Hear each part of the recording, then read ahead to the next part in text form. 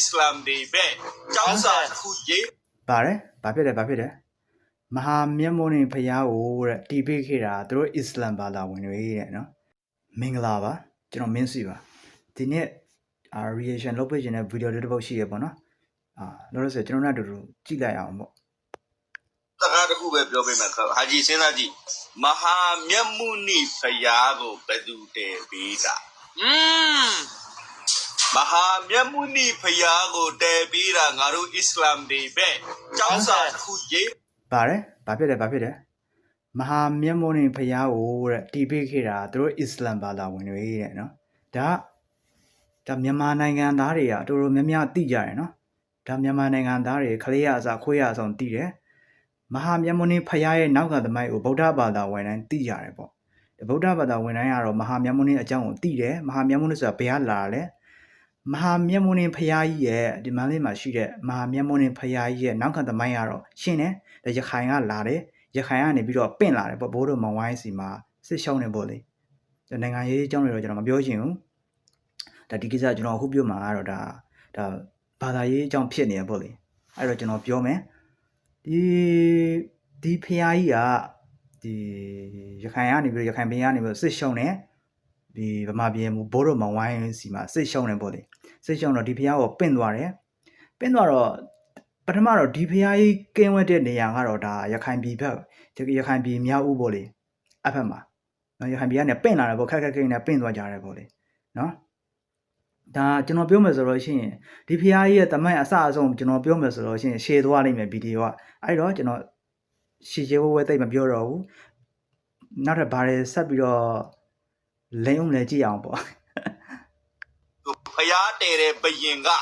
ကျောက်စာရေးရင်သူ့ဘာသာစကားနဲ့ရေးတယ်မွန်တဲ့ရဲ့မွန်ဘာသာစကားနဲ့ရေးတယ်မဟာမျက်မှုနိဖျားရှိမှကျောက်စာရေးထားတာငါတို့အာရဘီဘာသာတော်တော်လေးကိုအစိမ့်နဲ့ပြေးမနေဘူးနော်အဲ့ဒါကိုဘယ်လိုရှင်းမလဲမင်းတို့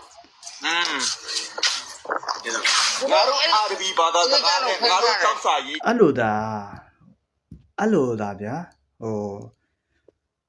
အဲ့လိုသာပဇာမှာရှိတဲ့အတိုင်းလူပြောခြင်းအဲ့လိုမျိုးတာပေါ့နော်တမိုင်းကြောင့်လည်းဘာမှနားမလည်ဘဲနဲ့အဲ့လိုပြောခြင်းဆိုလို့ရှိရင်ဒီသူတို့ရဲ့အလားဆိုတာကြီးပေါ့နော်ဒါဗုဒ္ဓဘာသာရဲ့စီကနေ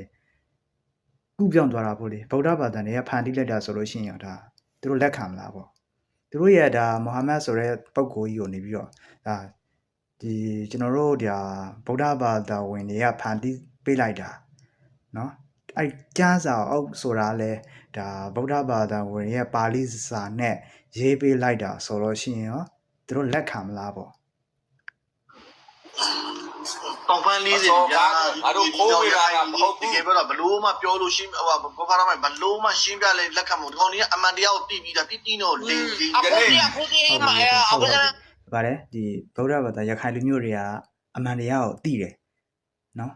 အမှန်တရားကိုသိချင်းနဲ့လိန်နေတယ်တဲ့နော်သူပြောသွားတယ်ဒါကဒီတက်မှာရှိတဲ့သူတွေကတော့ကျွန်တော်ထင်တော့ကတော့ဒါအကုန်လုံးကတော့မွတ်စလင်လူမျိုးတွေဖြစ်မယ်ထင်တယ်နော်အဲ့လိုမျိုးတွေနော်အဲ့လိုမျိုးတွေခင်ဗျားတို့ဆက်လို့နော်ဆက်လို့ကြက်လို့ခင်ဗျားတို့ဒါဘာသာရေးအထီးကယုံတွေဆက်ဖန်တီးခင်ဗျားတို့နော်ပြဿနာအကြီးမားမားတွေဖြစ်လာလိမ့်မယ်ပြဿနာတွေကြီးမားမားကြီးကိုဖြစ်လာလိမ့်မယ်ခင်ဗျားတို့အဲ့လိုမျိုးဆက်လို့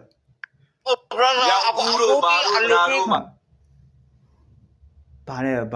ဗုဒ္ဓဘာသာဖျားကတောင်မှသူတို့ရဲ့အစ္စလမ်ဘာသာဖျားဖြစ်သွားတယ်ပေါ့လေ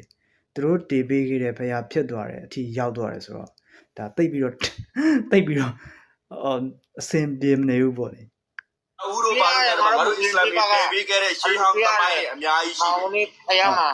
မြောက်ဦးတို့ဘာလို့ဆိုတာလဲမြောက်ဦးဘက်ကဖျားတွေကလည်းမြောက်ဦးဆိုတာကတော့ရခိုင်လူမျိုးတွေရဲ့ဒါနန်းရာကုန်းပေါ့လေနန်းဟောင်းပေါ့နန်းပေါ့လေဘယင်တွေတိဆောက်ကြတဲ့နန်းအဲ့ဒီနန်းမှာရှိတဲ့ဖျားတွေက